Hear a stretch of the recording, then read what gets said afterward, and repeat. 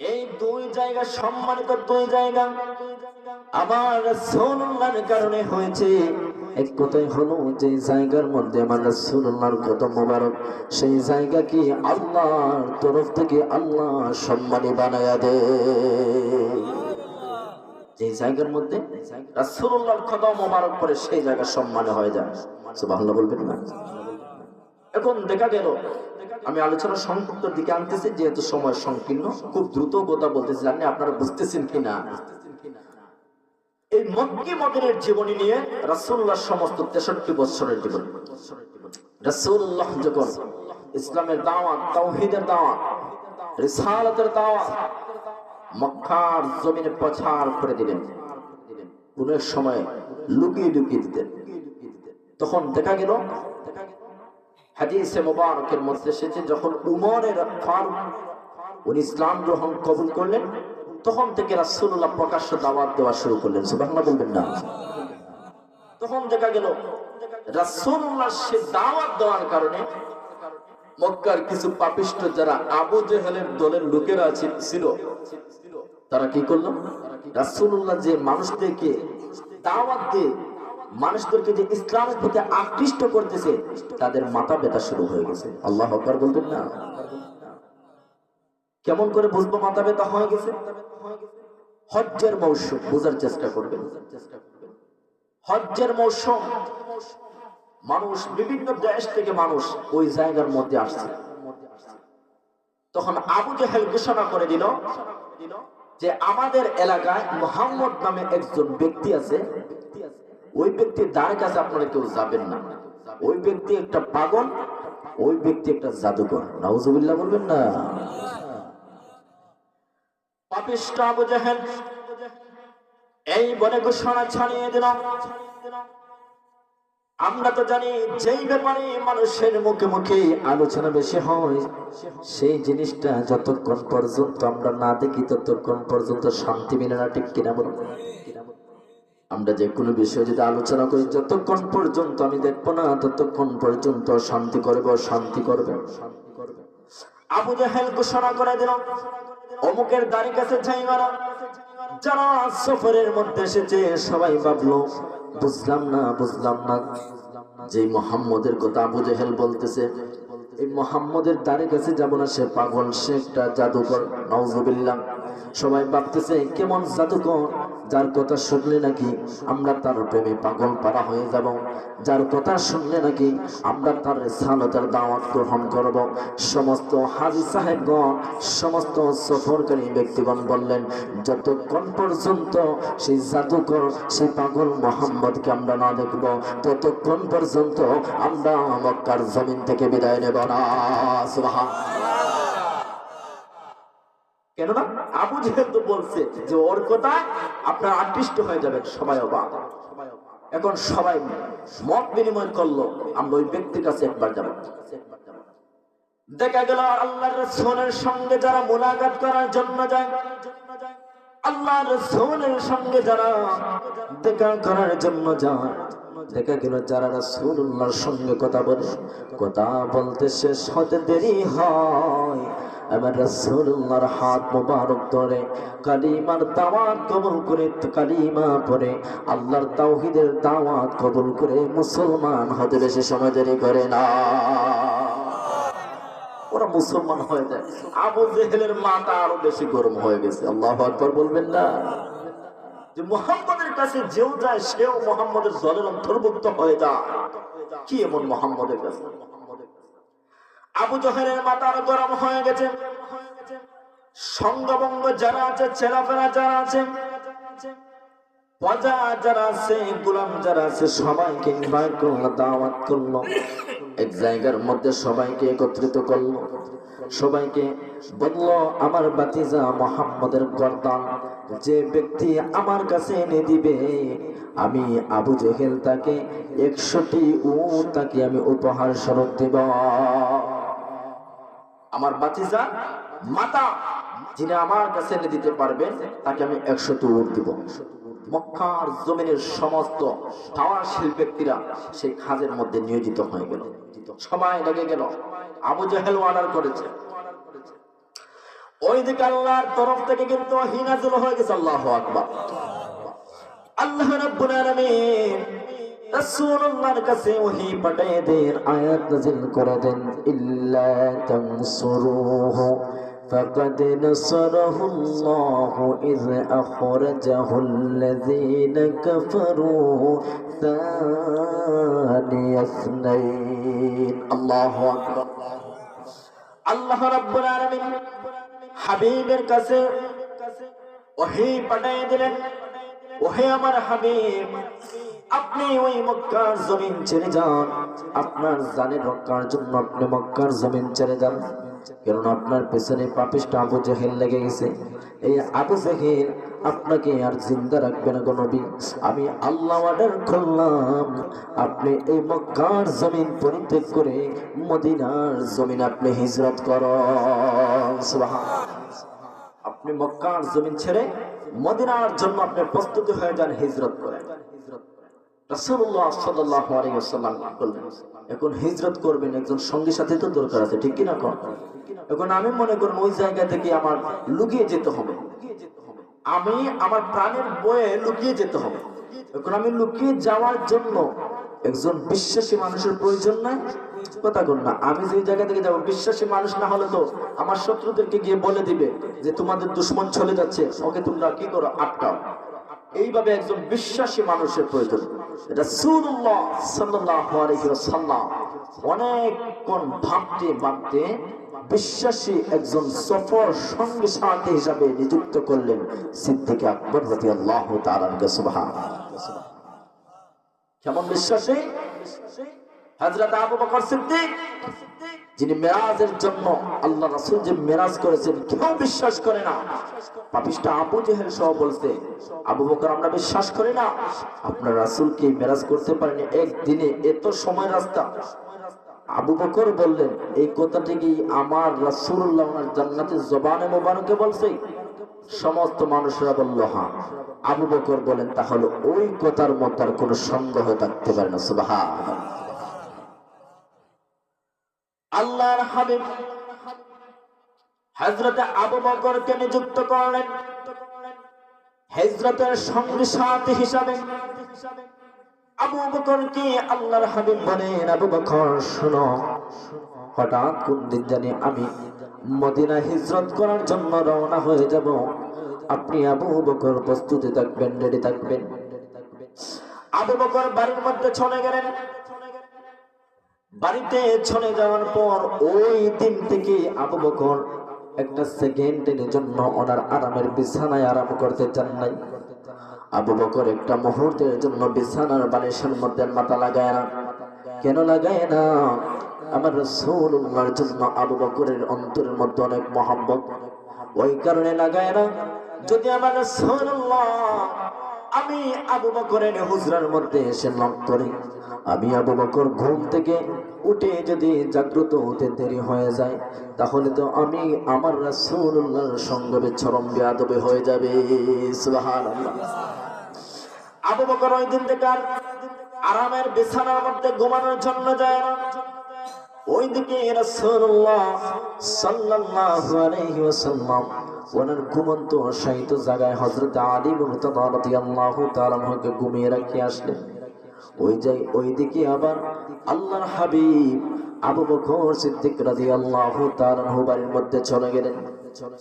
আবু বকরের বাড়ির মধ্যে চলে যাওয়ার পর আল্লাহর হাবিব দরজার মধ্যে নক করতে দেরি করলেন, কিন্তু সিদ্দিক আকবর রাদিয়াল্লাহু তাআলা আনহু ওনার দরজা খুলতে দেরি করলেন না। দরজা খুলতে দেরি করেন না, ওই যে ঘুমায় না, এইভাবে দরজার মধ্যে হেলান দিয়ে দাঁড়িয়ে আছে। কেন? যে রাসূলুল্লাহ কখন আসবেন, আর যদি আমার ঘুমের মধ্যে তাকে দেরি হয়ে যাবে। আল্লাহর হাবিব বলেন, রে আবু বকর, আমি আপনাকে ডাকতে দেরি করলাম, দরজার মধ্যে করাঘাত করতে দেরি করলাম। ওরে আবু বকর, আপনি দরজা খুলতে তো দেরি করেন নাই। আবু বকর চোখের পানি ফেলে ফেলে বলে, ইয়া রাসূলুল্লাহ, নবী গো, আপনি রাসূলুল্লাহর জন্য আমি আবু বকরের এই সমস্ত বুক ভরা ভালোবাসাগুলা জমা করে রেখেছি। নবী গো, আপনি যেই দিন থেকে বলেছেন আপনার সঙ্গে আমি হিজরতের সঙ্গে সাথে, সেই দিন থেকে আমি আবু বকর আমার ঘুমগুলাকে হারাম করে দিলাম। রাসূলুল্লাহ বলেন, আবু বকরের তো মহব্বত আমার জন্য। আবু বকর বলেন, রাসূল, যদি আমার এই বুক আপনি ছিদ্র করে দেখতে পারতেন আর কি বলবো। আল্লাহর হাবিব বলেন, আবু বকর, আমি জানি আমার জন্য আপনার অনেক মহব্বত, আপনাকে আমি অনেক সময় দেখেছি, আমি রাসূলের জন্য আপনার অনেক মহব্বত কো আবু বকর। আবু বকর, আর বেশিক্ষণ ওই জায়গার মধ্যে দেরি করা যাবে না। আবু বকর, এই জায়গা থেকে আমরা চলে যেতে হবে। আমি আমার আলীকে আমার বিছানার মধ্যে ঘুমন্ত রেখে এসেছি, আর আমার রুমের মধ্যে চতুর্দিকে এই মক্কার জমিনে প্রত্যেকটা পথের মধ্যে সমস্ত আবু জেহেলের সেই সমস্ত প্রজারা আমাদেরকে বেরিবদ্ধ করে রেখেছে। আবু বকর, তুমি আমি ওই জায়গা থেকে যত তাড়াতাড়ি ছুটে যেতে পারবো তত আপনার আমার জন্য লাভ হবে। ওইদিকে আল্লাহর হাবিব কথা বোঝার চেষ্টা করবেন, আপনার আমার রাসূলের সম্মান আল্লাহর কাছে কেমন। ওইদিকে আল্লাহ রাব্বুল আলামিন আল্লাহর হাবিব কেমন করে মক্কার জমিন থেকে বের হয়ে যাবে। প্রত্যেকটা রাস্তায় রাস্তায় পাপিষ্ট আবু জেহেলের লোক কিভাবে আল্লাহ রাসূল ওদেরকে ওই জায়গা থেকে পাকি দিয়ে চলে যাবেন। আল্লাহ রাব্বুল আলামিন জিবরাইল আলাইহিস সালাতুস সালামের মধ্যে ওহী পাঠিয়ে দিলেন, আয়াত নাযিল করলেন। আল্লাহ রাব্বুল আলামিন বলেন, ওয়া মা রামাইতা ইয রামাইতা ওয়ালাকিন্নাল্লাহা রামা। চিৎকার মেরে বলেন আল্লাহু আকবার। আল্লাহ রাব্বুল আলামিন হাবিবকে শিখিয়ে দিলেন, হ্যাঁ আমার বন্ধু ভাই, ইয়া রাসূলুল্লাহ, ইয়া হাবিবাল্লাহ, হুজুর, আপনি কিছু মাটি এই দুনিয়ার জমিন থেকে কিছু মাটি হাতের মধ্যে নিয়ে, ওগো আমার বন্ধু, হাতের মধ্যে মাটিগুলো নিয়ে আপনি এইভাবে ছুঁড়ে মারেন। রাসূলুল্লাহ আল্লাহর কথা মাফিকে এইভাবে ছুঁড়ে মারলেন। আল্লাহর হাবিব ওই জায়গা থেকে ছুঁড়ে মারলেন। পাপিষ্ট আবু জেহেলের যত দাঙ্গা ভাঙ্গা যত লোক যত জায়গার মধ্যে ছিল, সবার চোখের মধ্যে ওই সমস্ত মাটিগুলা গিয়ে পড়ল। সুবহানাল্লাহ। সবার চোখের মধ্যে যখন পড়ে গেল, সবাই তখন চক্ষু দ্বারা কিছু দেখতে পারে না। আপনার আমার চক্ষের মধ্যে যদি বালি কণা পড়ে বাজান, বালু পড়লে আমাদের চোখ দিয়ে সম্ভব নয় আর ছাওয়ানের, ঠিক কিনা বলুন। সঙ্গে সঙ্গে যতক্ষণ পর্যন্ত চোখ আমরা দৌত না করবো ততক্ষণ পর্যন্ত চাইতে পারবো না। আল্লাহর হাবিব যখন এইভাবে সেই মুষ্টির মাটিগুলা ছুঁড়ে মারলেন, সমস্ত পথের মধ্যে যারা ছিল সবার চোখের মধ্যে ঢুকে গেল। ওই জায়গা মক্কার জমিন থেকে আল্লাহর রাসূল সমস্ত পাহারাদেরকে এই জায়গার মধ্যে এই মাটিগুলা চুপে থেকে বের করার ব্যস্ত রেখে রাসূলুল্লাহ তাদেরকে অতিক্রম করে চলে গেলেন। সুবহানাল্লাহ। আল্লাহর হাবিব রাস্তা অতিক্রম করে বোঝার চেষ্টা করবেন। আল্লাহর হাবিব রাস্তা অতিক্রম করেন, আবু বকরের কেমন মায়া কেমন মহব্বত। আল্লাহর হাবিবের চতুর্দিকে আবু বকর যায়। আবু বকর গিয়ে একবার সামনের দিকে চান, একবার পিছনের দিকে তাকায়, একবার ডানে যায় একবার বামে যায়। আল্লাহর হাবিব বলেন, আবু বকর কেন এমনটা আপনি করেন? এই আবু বকর জবাব দেয়, ইয়া রাসূলুল্লাহ, ইয়া হাবিবাল্লাহ, জানি না কোন জায়গা থেকে সেই পাপিষ্ট কাফের কুফারের আপনাকে আক্রমণ করবেন। ওগো নবী, আপনাকে যাতে কোনোভাবে আক্রমণ না করতে পারে এর জন্য আমি আবু বকর সব দিকে আপনার জন্য তালাশ করতেছি। সুবহানাল্লাহ। সময় সংকীর্ণ, আলোচনা সংক্ষিপ্ত দিকে আনতেছি। আল্লাহর হাবিব এইভাবে যখন রাস্তা অতিক্রম করতেছেন, যখন দিনের আবার সেই ফজরের সময় চলে আসলো, দিন যখন আমাদেরকে স্বাগতম জানাবে এমন সময় ছেড়ে আসলো। আল্লাহর হাবিব বলেন, কি করা যায়? আবু বকরকে বললেন, আবু বকর, আমরা একটি ওই গুহা দেখলাম, এই গুহাটির নাম হলো গারে সুর। ওই গারে সুরের মধ্যে আপনি আমি লুকিয়ে পড়ি, আপনি আমি আত্মগোপন করে ফেলি। ওই জায়গার মধ্যে আল্লাহর হাবিব লুকিয়ে যাওয়ার জন্য প্রস্তুতি নিলেন।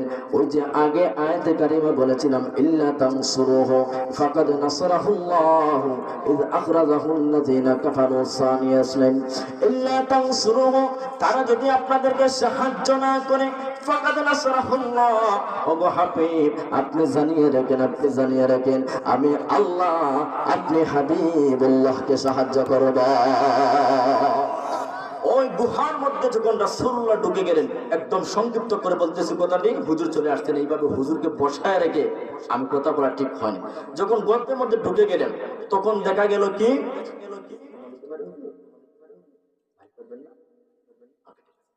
যখন রাসূলুল্লাহ ওই গুহার মধ্যে ঢুকে গেলেন তখন দেখা গেল অনেক গর্ত দেখা যাচ্ছে গুহার মধ্যে, ছোট্ট ছোট্ট গর্ত।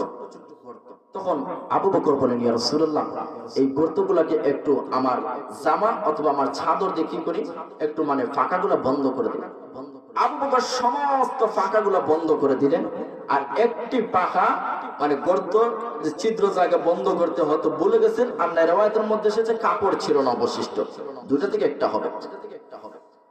আবু বকর সিদ্দিক রাদিয়াল্লাহু তাআলা আনহু সুন্দর করে গাড়ে সুরের ভিতর পরিষ্কার করলেন, সমস্ত ছিদ্রগুলা ওনার চাদর দিয়ে বন্ধ করে দিলেন। বন্ধ করে দেওয়ার পর আবু বকর বলেন, ওগো রাসূল, এবার ভিতরে চলে আসুন, পরিষ্কার করে দিয়েছি। আল্লাহর হাবিব অনেক জায়গা অতিক্রম করেছেন, বাজান লক্ষ্য করবেন, এখন যদি আমি 50 কিলোমিটার অথবা 30 কিলোমিটার জায়গা পায়ে হেঁটে আসে আমার ক্লান্তি বোধ হবে, শরীরের মধ্যে একটু অন্যরকম ভাব করবে। মানুষ যখন ক্লান্তি বোধ হয়ে যায়, অনেক কষ্টে যখন মানুষ রাস্তা অতিক্রম করে পায়ে হেঁটে আসে, মানুষ বিছানার মধ্যে যেতে দেরি হয়, মানুষের ঘুম লাগতে বেশিক্ষণ দেরি হয় না, ঠিক কিনা বলো? আল্লাহর হাবিব অনেক জায়গা অতিক্রম করে আসছেন, অনেক ক্লান্তি বোধ হয়ে গেল।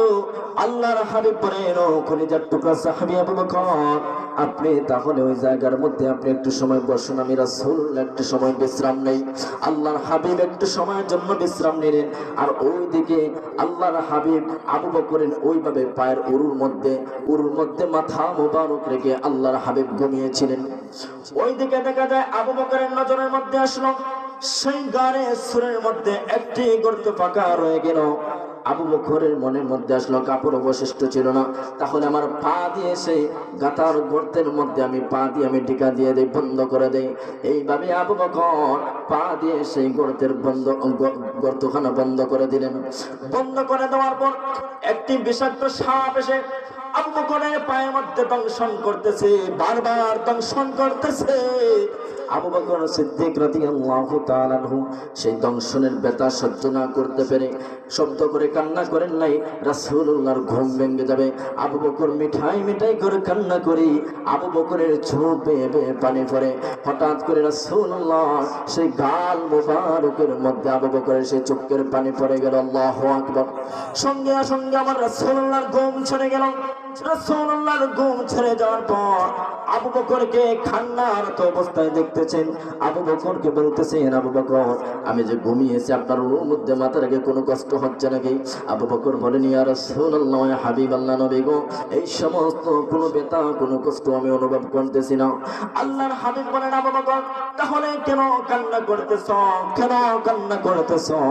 আবু বকর বলে, ইয়া রাসূলুল্লাহ, ইয়া হাবিবাল্লাহ, নবী গো,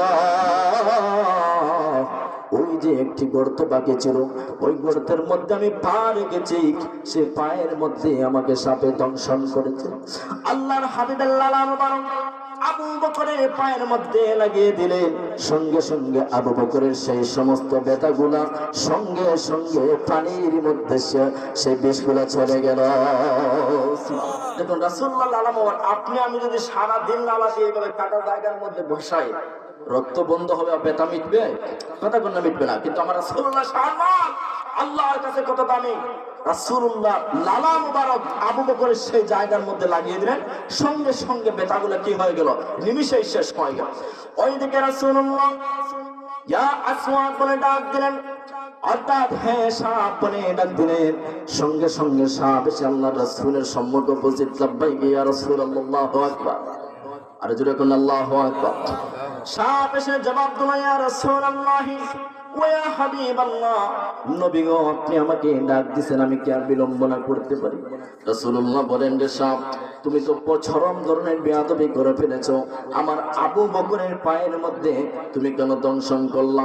সেই সাপ রাসূলুল্লাহর কাছে জবাব দেয়, নবী গো, বেয়াদবি করেছি সেটা আমিও মানি, কিন্তু আমি আপনি রাসূলুল্লাহর প্রেমের বিরহ বেদনা আজ অনেক দিন যাবত সহ্য করে আছি।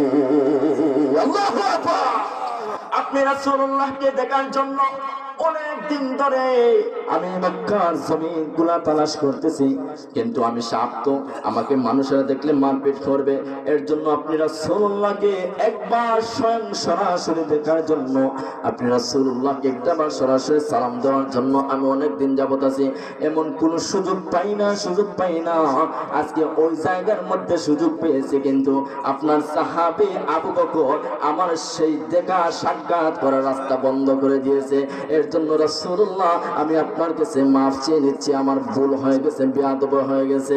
এবার বুঝুন, রাসূলুল্লাহর সঙ্গে সাক্ষাৎ করার জন্য রাসূলুল্লাহর প্রতি মহব্বত এই সাপ কতটুকু অর্জন করেছে। আবার ওই জায়গা থেকে বুঝে নেন রাসূলুল্লাহর সাহাবী আবু বকর রাসূলুল্লাহর প্রতি কতটুকু মহব্বত অর্জন করেছে। সুবহানাল্লাহ। তো এর জন্য সম্মানিত হাজির, আমি আর লম্বা আলোচনা নেব না, অনেক লম্বা ছিল। রাসূলুল্লাহ শান মানতো বলে সারা রাত্র যদি শেষ করে দেই শান মান বলা শেষ হবে না। হুজুর চলে আসছে, আমি সমাপ্ত করে দিলাম। এর জন্য রাসূলুল্লাহ শান মান আমার আল্লাহর কাছে অনেক বেশি। আমার আল্লাহ রাসূলুল্লাহ শান মান ওরা ফানা লাগা দিকরা, আমার রাসূলুল্লাহ শান মান বাড়ায় দিচ্ছেন কে? বাজার সমস্যা কোনটা বলো? আল্লাহ। আপনার আমার রাসূলুল্লাহ শান মান আল্লাহ বাড়িয়ে দিচ্ছেন, কিন্তু সেই পাপিষ্ঠ কুলাঙ্গারেরা, সে ফ্রান্সের প্রধানমন্ত্রী বলুন আর ইন্ডিয়ার ভারতের পার্শ্ববর্তী ভারতের কুলাঙ্গারা কিছুদিন আগে আমার রাসূলুল্লাহ শান মানকে নিয়ে কি বললো? এর জন্য আমরা বলতে চাই, পৃথিবীর যে জায়গা থেকে আমার রাসূলুল্লাহ শান মান ইজ্জত আজমত নিয়ে তোমরা ছুন কালিমা গাতে চাও না কেন, পশ্চিম কালো পারবা না। কেননা আমার রাসূলুল্লাহ শান মান বাড়ায় দিচ্ছে কে? বাজার উচ্চ আওয়াজে বলেন কে? এর জন্য আল্লাহ রাব্বুল আলামিন যেন রাসূলুল্লাহর প্রতি আমাদেরকে এইভাবে মহব্বত অর্জন করার তৌফিক দেন, যেইভাবে আবু বকর সিদ্দিক ভালোবেসেছেন, যেইভাবে হযরতে ওমর ইবনে খাত্তাব ভালোবেসেছেন, যেইভাবে হযরতে বেলাল হাবশী ভালোবেসেছেন, যেইভাবে আল্লাহ রাসূলকে ভালোবেসেছেন, এইভাবে আমরাও বাঁচতে চাই। আল্লাহ রাব্বুল আলামিন যেন সেই ভালোবাসা অর্জন করার তৌফিক দেন। উচ্চ আওয়াজে বলে আমিন। ওয়া আখির দাওয়ানা আলহামদুলিল্লাহি রাব্বিল আলামিন।